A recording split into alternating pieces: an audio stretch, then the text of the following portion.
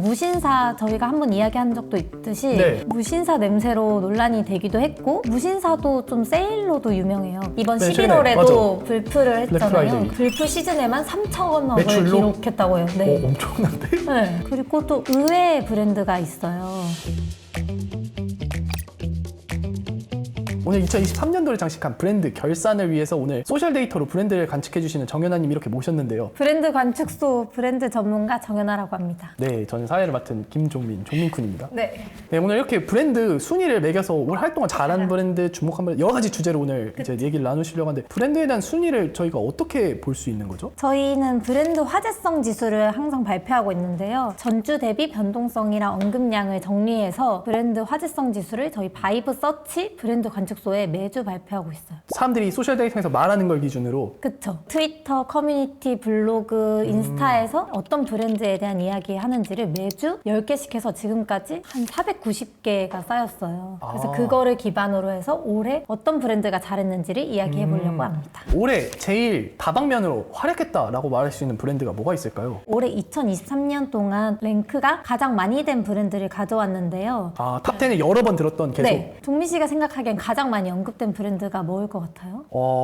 그래도 뭐 먹는 브랜드가 제일 많이 언급되지 않았을까요? 뭔가 햄버거라든가 베스킨라빈스 같은 뭐 그런 식음료? 이런 게 많이 언급되지 않았을까요? 1위는 올리브영이었어요. 올리브영에서 딱히 큰 활동을 한 게 아니었는데 5번이나 랭크되었거든요. 네. 어떤 이유로 그러면은? 올리브영은 369 12월에 올리브영 세일을 해요. 맞아요. 그래서 지금 하고 있던데? 지금 끝났어요. 종민 씨 늦었어요.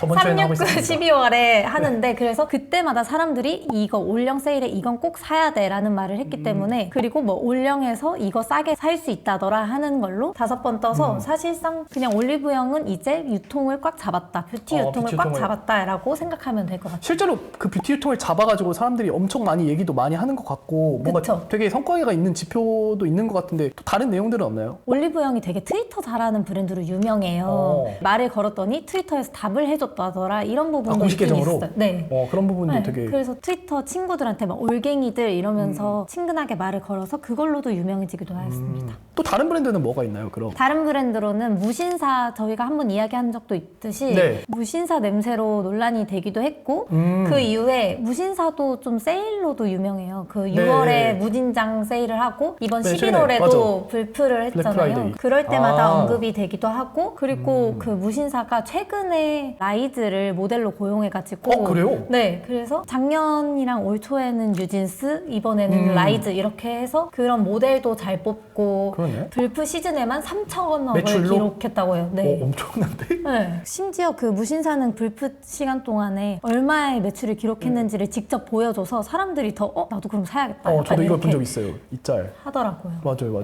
그리고 또 의외의 브랜드가 있어요. HY로 사명을 변경한 한국 야구르트가 총 3건으로 언급이 됐는데요. 네네. 이게 좀 특이한 게 전동 카트 아시나요? 프레시 매니저분 냉장고. 네, 그쵸. 그게 이제는 친환경 수단으로 해서 매연 없는 수단으로 변하고 그리고 그 열선도 있대요. 이 손잡이에. 뭐야? 이렇게 해서 진동 카트가 점점 발전하고 있다. 예전에는 프레시 매니저가 직접 끌었다면 이제는 그런 식으로 간다라는 걸로 되게 신기하다. 언제까지 진화할 것인가라는 이런 내용으로 한번 뜨기도 했고 그러게요. 그리고 제가 아까 언급했듯이 야구르트 아줌마가 아니라 프레시 매니저로 사명을 호칭. 호칭을 변경했거든요. 와, 사회를 잘 보고 있다. 사실 아줌마가 아닌 사람들도 할 수 있는데 야구르트 아줌마라고 약간 편견을 주지 않고 이렇게 좀 더 다양하게 해놨다 이런 게 있었어요. 이게 2024 트렌드 노트에서도 저희 다룬 내용이잖아요. 맞아요. 사실 다른 사람들의 어떤 성별로 라벨링하거나 뭐 나이로 라벨링하거나 그러지 않고 그냥 직급이라는 맞아요. 되게 비즈니스적인 느낌, 중립적인 느낌을 주는 그거 되게 좋은 사례인 것 같습니다. 그리고 진짜 저희도 많이 이야기하고 있듯이 반려동물용 야구르트를 만든 거예요. 그래서 반려동물로는 그냥 그 한국 야구르트의 윌이라는 제품이 있는데 그거를 월로 해가지고 사람들이 너무 이름도 귀엽고 네, 반려동물로 위에 만들었다라고 해서 야구르트 진짜 기대가 된다라는 이야기로 해서 총 3건이 언급되었어요. 전 좀 이게 놀라운 게 그래도 올리브영, 무신사 이런 거는 온라인 활동이 좀 주가 되어서 여기에 잡힌 느낌인데 야쿠르트는 오프라인 자기 진짜 활동만으로 온라인상으로 바이럴 됐다는 게 되게 좀 의미가 있는 게 아닌가 싶습니다. 그러면은 지금까지 이렇게 저희가 순위 브랜드로 봤는데 이번에는 전 분야가 궁금해요. 소셜상에서 화제가 되는 그 분야 말고 좀 더 재밌게 네네. 테마를 좀 잡았어요. 뭐 올해 모델이나 올해 네네. 팝업이나 이런 식으로. 그러면은 올해 여기 이렇게 정리된 것 중에 팝업 얘기해 주셨으니 가장 또 이제 핫하잖아요. 그쵸. 브랜드들이 다 팝업하고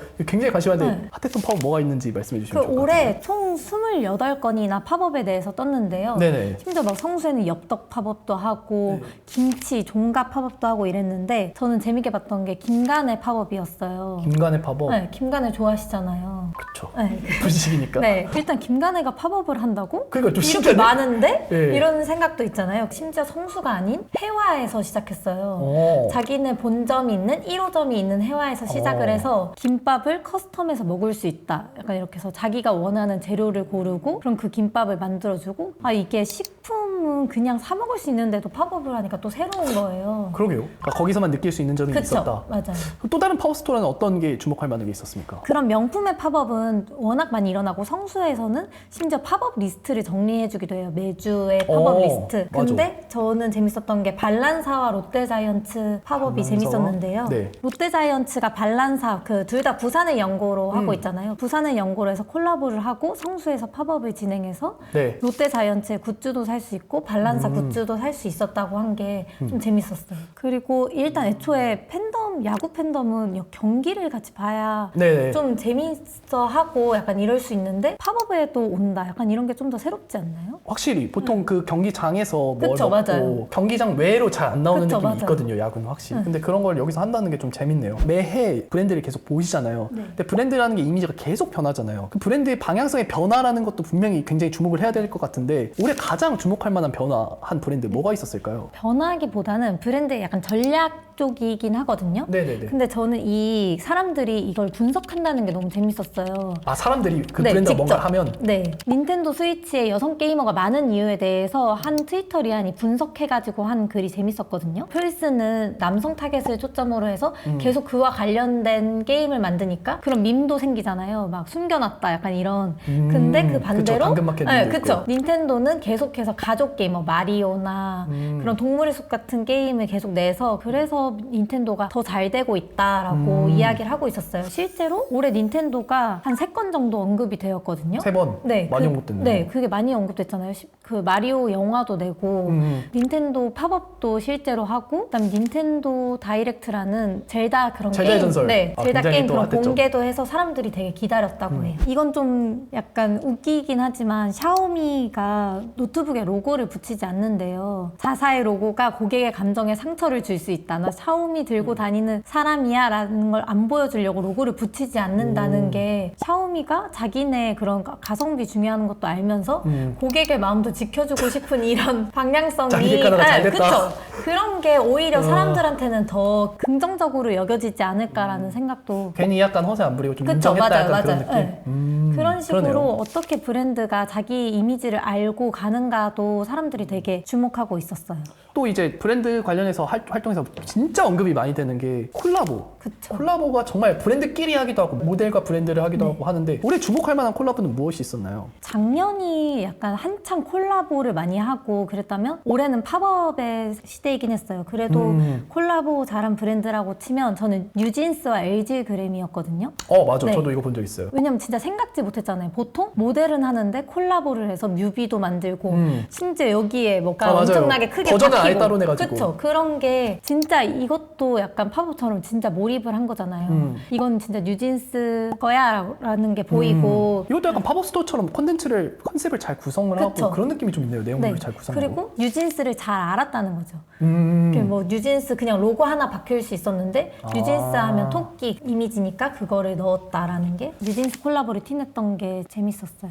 또 다른 콜라보는 또 뭐가 있을까요? 브랜드와 브랜드끼리의 콜라보도 뭔가 궁금한데요. 재밌었던 거는 동종업계 콜라보가 좀 늘어났어요. 예전에는 약간 이종업계 콜라보가 많았거든요. 푸마랑 마르디. 푸마는 스포츠웨어고 마르디는 약간 컨템포러리라고 해서 디자이너 네. 브랜드인데 저 압니다. 그런 아세요? 네, 석화님 그때 마르디 그 티셔츠 소개해가지고 아. 무신사 냄새 편에서 그래서 그것처럼 비슷한 옷을 파는데도 네. 조금 컨셉이 다르잖아요. 푸마는 좀 더 스포츠하고 마르디는 그런 꽃 핑크빛이 있고 이런 걸 섞어가지고 색감을 좀 더 보여주면서 이런 오히려 푸마도 좀 올드한 브랜드처럼 느껴질 수 있는데 좀 더 새로움을 줬다는 점에서 동종업계 콜라보가 앞으로도 많아지지 않을까 싶어요. 제가 알기로는 마지막까지 저희 지식은 이종업계 콜라보 식품이 뭐 다른 거랑 그쵸. 한다든가 그 디자인을 가져와가지고 한다든가 네. 뭐 샘표 막걸리였나요? 곰표. 곰표 막걸리나? 네. 곰표 맥주 맞아요. 이런 게 좀 주목을 받는데 그런 게 이제는 조금 사그라들고 이제는 그쵸. 동종업계로 네, 그런 새로운 이미지를 서로 가져갈 수 있잖아요. 우리 경쟁이 아니라 친구가 될 수 친구. 있는 관계도 될 수 있다라는 게 이번 콜라보의 교훈 같아요.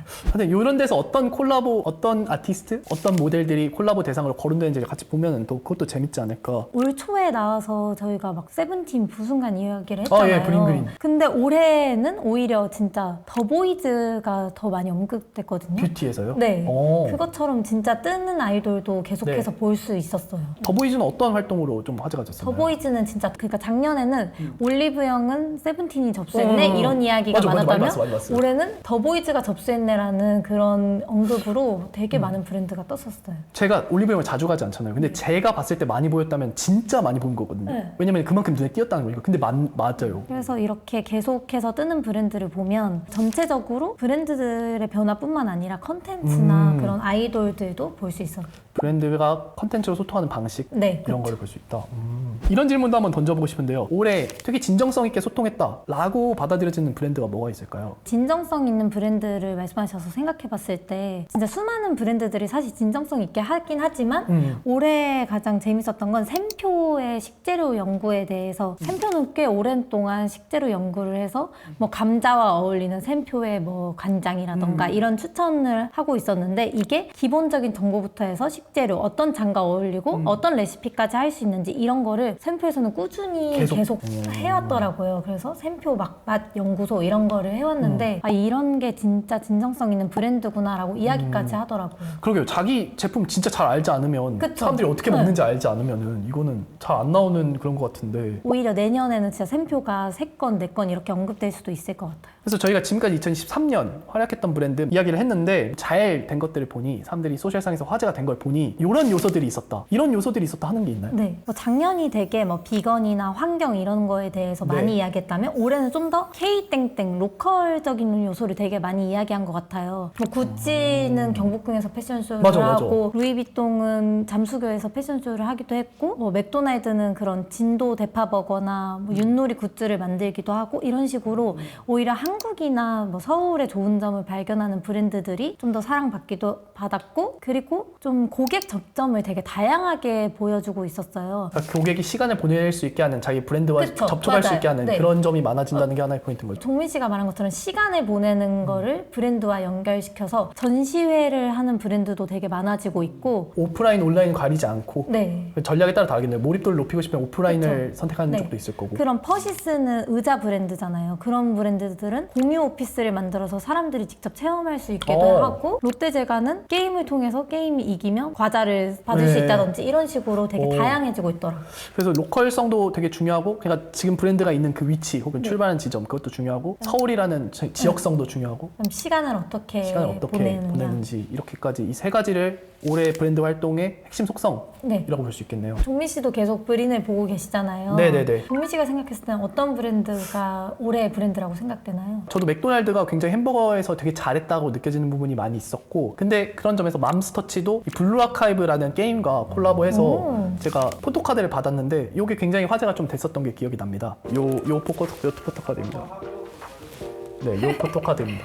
그러니까 이 조합이 저는 신선했어요. 햄버거랑 게임인데 이런 약간 2D 게임 이런 조합이 신선해서 이런 게 좀 주목할 만했고 그 외에는 슬램덩크가 또 올해 뭐 브랜드는 아니라고 할 수도 있겠지만 현대에서 했다는 거, 더 현대에서 했다는 거 팝업 스토어를 네. 했다는 거. 그런 것도 되게 좋았던 그리고 것 같아요. 맘스터치와 블루 아카이브도 되게 저희가 말했던 것처럼 되게 브랜드가 방향성을 잘 안 거잖아요. 타겟을 딱 알고 아 맘스터치를 먹는 사람들은 맞아. 이 블루 아카이브를 좋아할 것이야 라고 생각해서 콜라보한 것도 일리가 있는 것 같아요. 네, 맞아요. 그래서 종민 씨도 올해 브랜드 브랜드라고 뽑으신 것 같고 슬램덩크도 올해 한 2번 정도 언급이 되었었던 것 같거든요. 네. 슬램덩크라는 브랜드가 있진 않았지만 사람들이 다른 브랜드를 이야기하면서 슬램덩크 식으로 해석한 게 되게 많았어요. 맞아요. 저도 올해 뭐 컨텐츠를 뽑으려면 슬램덩크를 뽑지 않을까 생각됩니다. 맞습니다. 오늘 2023년 연말 결산 브랜드를 정리해봤잖아요. 네네. 그래서 진짜 브랜드의 방향성이나 브랜드 어떤 활동을 해야 사람들이 좋아할까라는 게 궁금하신 분들은 바이브 서치에서 브랜드 관측소를 통해 뜨는 브랜드 랭킹을 지켜봐 주시기 바랍니다. 계속 랭킹 보시고 정리하고 저희가 또 그쵸. 이렇게 컨텐츠로 낸다는 점 네. 주목해 주시면 감사하겠습니다. 오늘 이렇게 모셔서 얘기 나와서 너무 좋았습니다. 네.